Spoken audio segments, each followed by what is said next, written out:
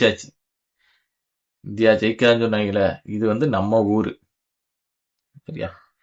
நம்ம ஊரு, நம்ம நம்ம கிரவுண்டு, நம்ம டீமு. நல்ல கேம் ஆடினா வின்னு. கரெக்டா ஆடிட்டோமா? துண்டு ஒருக்க தான் தவறும். ஒரே ஒருக்க தான் அகமதாபாத்ல தவறுச்சு. அது எப்பவுமே தவறுன்னு நம்ம எதிர்பார்க்க முடியாது. தரமா செஞ்சாச்சு. சூப்பர் மேட்ச் தான் இன்னைக்கு.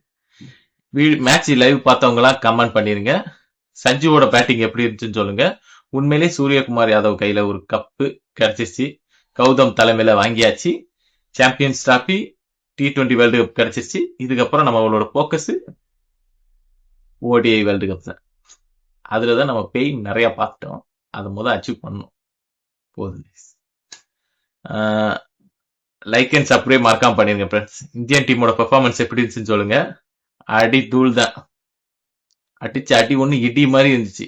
நல்ல கிரிக்கெட் விளையாடுறவங்க ஜெயிப்பாங்க. சரியா? இந்தியா வந்து அப்படி இப்படிலாம் சொல்லக்கூடாது. அவங்களும் குரூப் ஸ்டேஜ்ல இருந்து ஆடி இருக்காங்க. 2 வருஷமா ஒரே பிளேயிங் 11, ஒரே பிளேயர்ஸை பேக்கப் பண்ணி, ஒரு இடத்துக்கு ஒரே பிளேயர்ஸை ரெடி பண்ணி, அந்த அளவுக்கு ரெடி பண்ணி, அப்படி ரெடி பண்ணி வந்திருக்காங்க. குரூப் ஸ்டேஜ் ஆடி இருக்கோம், செமி ஆடி, எல்லாம் ஆடி தான் வந்திருக்கோம். நம்ம ஒன்றும் லோக்கல் கிரிக்கெட் டோர்னமெண்ட் கிடையாது. நடத்துறவங்க தான் ஃபைனல் வருவாங்க, மற்ற எல்லாரும் குரூப் ஸ்டேஜ்ல ஆடிட்டு வெளியே போகணுங்கிறதெல்லாம் கிடையாது. நம்மளும் நல்ல கிரிக்கெட் ஆடி தான் வந்திருக்கோம், அவங்களும் நல்ல கிரிக்கெட் ஆடி தான் வந்திருக்காங்க. பட் அந்த மேட்ச்ல யார் நல்ல கிரிக்கெட் ஆடுறாங்களோ அவங்களுக்கு தான் வின்னு. இந்தியா ஃபியர்லெஸ்ஸா பேட்டிங் ஆடினாங்க, எங்களுக்கு பயம் இல்ல, அதுக்கு இதான் சாம்பிள் அப்படின்னாங்களா, அதனால ஜெயிச்சேன். சரியா? வீடியோ பிடிச்சிருந்தா லைக் அண்ட் சப்ஸ்கிரைப் மறக்காம பண்ணிருங்க ஃப்ரெண்ட்ஸ். சவுண்டு கேட்க ஆரம்பிச்சிருச்சு. நம்ம ஊர் சிவகாசி, ஸோ இங்கேயே பட்டாசு கொளுத்த ஆரம்பிச்சிட்டாங்க. வேற லெவல்.